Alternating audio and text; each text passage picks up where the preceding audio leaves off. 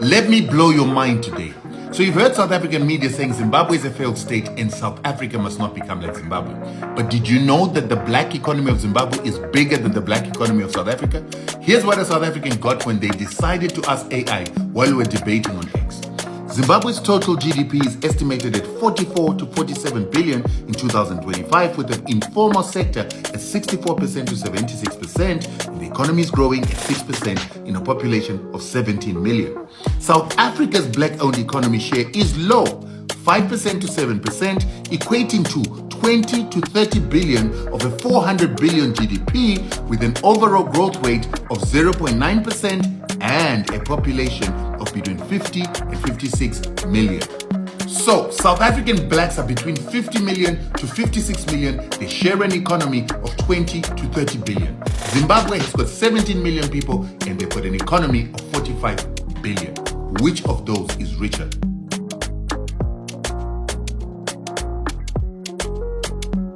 After Zimbabwe's independence in 1980, Zimbabwe inherited a deeply unequal land ownership structure. Let me tell you how bad it was. About 4,500 white farmers controlled 70% of the most fertile lands, while black indigenous Zimbabweans were forced to live on overcrowded, arid communal lands. Because of the frustration of the landless communities, the 2000 land reform was introduced to fast-track compulsory land seizures from white farmers and redistribute it to black indigenous Zimbabweans. This was done by the Zimbabwe government to redress the colonial-era land dispossession and empower indigenous Zimbabweans economically. What the Zimbabweans need to do now is to process and sell their crops to other African countries that rely heavily on imports. In other words, they need to build an African supply chain. They can also use the Africa Intercontinental Free Trade Area to eliminate most taxes and custom duties across Africa. They must also ensure that whatever they are exporting have standard quality, so that African buyers don't turn to overseas imports. Zimbabwe's economy has been rebased, making it the fifth largest in Southern Africa, behind South Africa, Angola, Tanzania, and the DRC. The new numbers push Zimbabwe's gross domestic product, or GDP, from 35 billion to 44.4 billion United States dollars. Zimbabwe's GDP rose after rebasing, an accounting system process that updated how we measure the economy.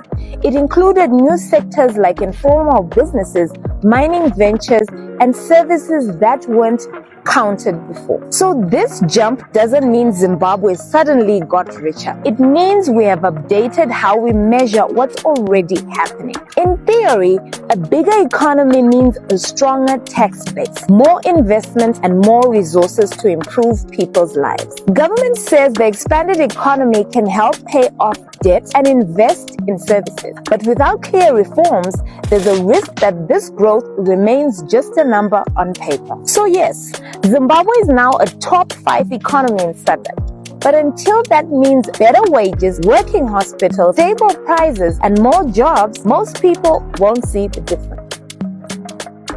Zimbabwe, a land with diamond-studded soil, thunderous waterfalls, and one of the most educated populations on the continent. A nation that once fed Southern Africa, now wrestling with economic recovery. How did we get here? And more importantly, what will it take for Zimbabwe to rise again? Today, we're looking at the road to recovery through debt, dependency, industry, entrepreneurship, and infrastructure to understand the real future of the country. For many Zimbabweans, economic instability isn't just a headline, it's lived reality. The country currently owes around 17 to 20 billion, and more than half of that debt is overdue. When a nation stops paying its debts, the world stops lending, investors become cautious, credit dries up, the door to affordable capital slams shut. Debt isn't just a number, it's a chain. And Zimbabwe has been dragging that chain for decades. through currency collapse, sanctions, corruption, and political tension. Even with debt clearing talks underway with the IMF, the World Bank Group, and the Africa Development Bank, it could still take 20 to 30 years to fully repay what is owed. But clearing arrears is the key to unlocking global trust again. And trust is the currency Zimbabwe needs most. Zimbabwe, like most of Africa, is rich in land, minerals, and culture. Yet it remains heavily reliant on foreign aid for food, healthcare, and disaster responses. When drought hits, fields dry. When inflation spikes, the price of bread becomes someone's monthly salary.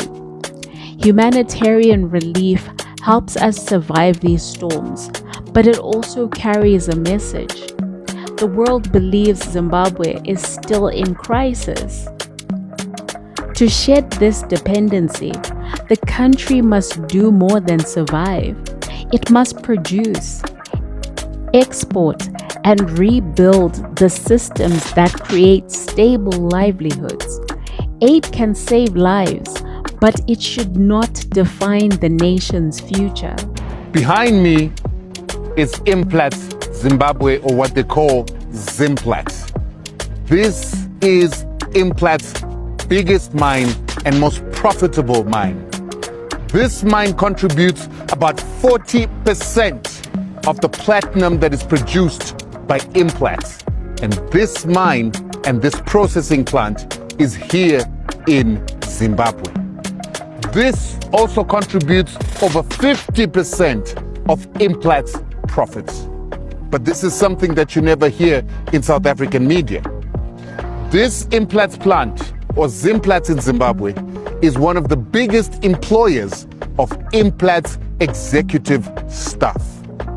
So, when we have these discussions, arguments about people taking jobs from South Africans, many South Africans don't consider that Implats and many other South African companies are all over Africa, with some of their employees, South African executives, working in those countries. Beneath Zimbabwe's soil lies one of the world's largest lithium reserves, the mineral at the center of the electric vehicle revolution.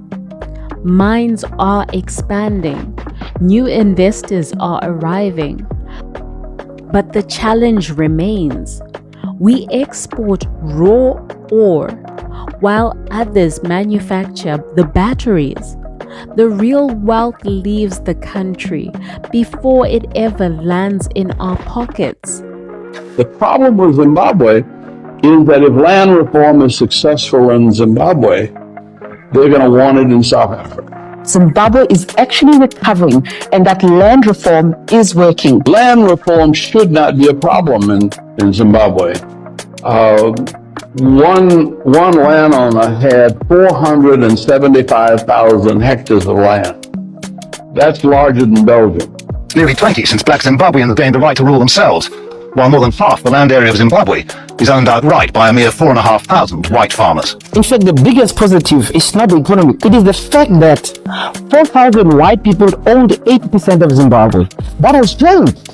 Now we have more than 300,000 families sitting on that land. It means the Zimbabwean people have returned their country back to them, and they have that what we can call real freedom. My Suguru, my granddad, has 84 hectares of land. You think as a black man I'm going to have 84 hectares in England? Nah. Some white farmers have said that if you do take the land without compensation, that amounts to just state-sanctioned robbery.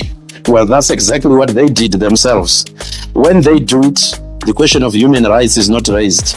When we do it, the question of human rights is raised. It's a question of justice, the question of land. You are addressing the historical injustice when they stole our land, by the way.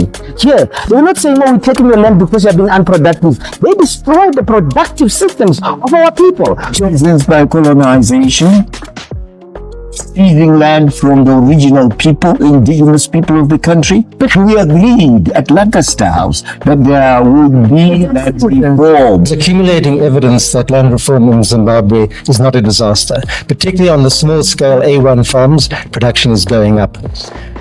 In some crops, production has exceeded that which it was before 2000. For example, cotton is 130% of what it was before. Groundnuts are up, sorghum is up.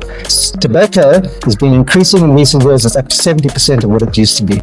Let's head to Zimbabwe, where the country is on the quest to become Africa's blueberry capital. This is after it signed a tariff-free export protocol with China, one of the largest consumers of the fruit.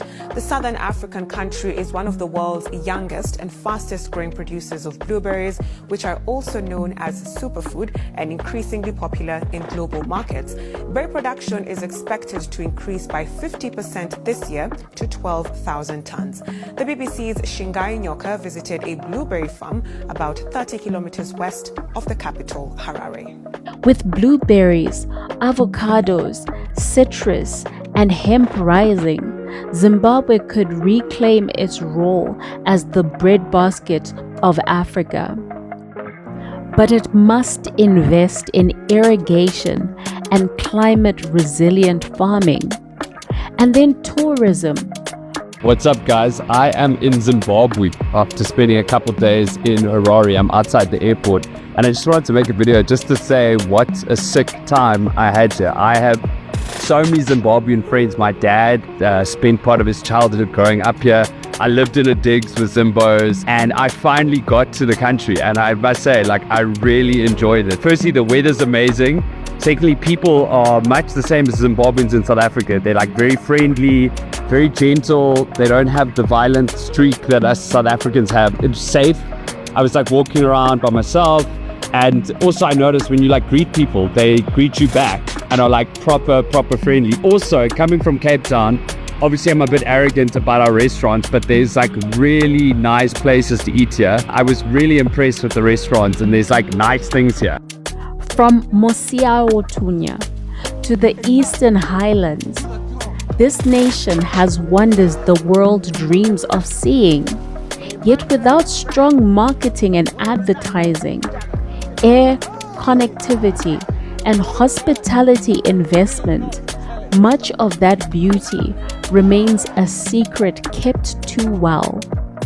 The opportunity is enormous if Zimbabwe chooses innovation over extraction.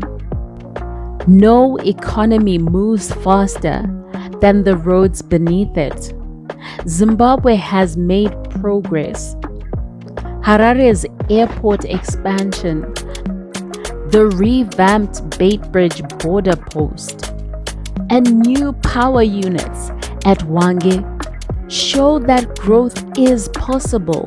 I just feel like it's become a running gag now. When people talk about failed states and they talk about basket cases, they talk about Zimbabwe now, all over the world. It came up, I was listening to a podcast the other day, and Venezuela and Zimbabwe are the names that come up all the time, not Afghanistan, It's Zimbabwe and Venezuela. Although there are lots of things in Zimbabwe that actually work a lot better than they do out here. Well, you go there often. I go there often, as you're fully aware. So the electricity situation is significantly better in Zimbabwe than it is out here, as a very good example. Right. I'm very happy to walk the streets of Harare without fear of getting mugged. Yeah, is another good example. So, and there are many parts of Zimbabwe where there are people who are living in absolute comfort and enjoying a fabulous lifestyle. To end off, it needs to be said, Zimbabwe is more than its struggles. It's home to innovators, storytellers, scientists, miners, teachers, doctors, people who get up every single day determined to make tomorrow better. The path to recovery is clear. Remove the weight of debt. Build industries that add value. Support entrepreneurs. Invest in infrastructure like roads, power, and digital connectivity. Zimbabwe has the ingredients. What's needed now is consistency and belief. Because when Zimbabwe rises, it will rise like the Zambezi in flood season, unstoppable, powerful, and ready to reclaim its place on the African stage. If you believe in Zimbabwe's comeback story, please like, subscribe, and share. And tell us, what do you think is the first step to rebuilding Zimbabwe?